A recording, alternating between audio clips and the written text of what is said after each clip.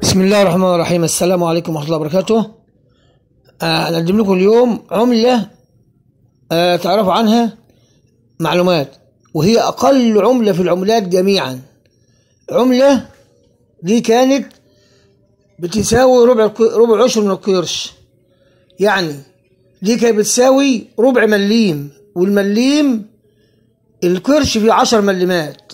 العملة السحتوت يا جماعة دي كانت أقل عملة من العملات، وعملة الناس غفلان عنها، ما حدش كان يعرفها قد كده، لأن عملة أقل عملة بتاعت الفقراء جدا اللي هي السحتوت. السحتوت يا جماعة ديت اللي هنقول لكم عنها، اللي هكلمكم عنها النهارده يا جماعة، ديت عملة السحتوت هي أقل عملة في العملات المصرية، عملة السحتوت. وديت يا جماعة كانت بتساوي ربع مليم، وطبعا القرش في 10 مليم، يبقى دي بتساوي ربع العشر من القرش اللي هي عملة السحتوت. وعملة السحتوت يا جماعة أول ما جت خالص جاءت من فلسطين وسوريا، يعني فلسطين وسوريا هي اللي جابت العملة ديت الأول، دخلتها مصر، وزي ما قلت لحضراتكم إنها بتساوي ربع مليم، وكانت موجودة بين المواطنين كده، يعني اللي هم الجماعة اللي في مصر اللي غلابه كانوا بيعمل معاهم السحتوت، لان دي عمله اقل عمله من العملات اللي هي السحتوت. وطبعا يا جماعه العمله دي كانت متداوله بين المواطنين، والعمله دي يا جماعه ظهرت في بدايه حكم محمد علي. اما حكم مصر العمله ظهرت في حكم محمد علي باشا لمصر.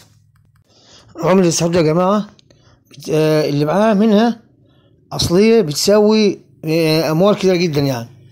فلذلك هنعرف حضراتكم برضو في التعليقات مكان البيع والشراء، لان انا ما بشتريش، انا بعمل الفيديوهات ديت للعلم والمعرفه. فحضرتك لازم تشوف الفيديو الاخر عشان تعرف كل حاجه عن السحتوت وازاي طلع وازاي قيمته.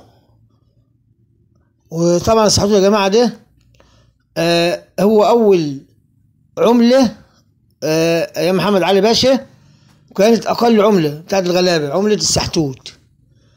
طبعا يا جماعه عرفتوا معلومات عن السحتوت اللي هو اقل عمله، ويا ريت اللي ما اشتركش في القناه يشترك وفعل الجرس علشان يوصلوا كل جديد. والسلام عليكم ورحمه الله وبركاته. قناه اثريات محمد النشار.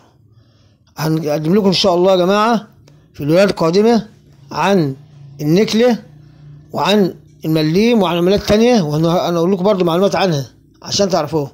السلام عليكم ورحمه الله وبركاته.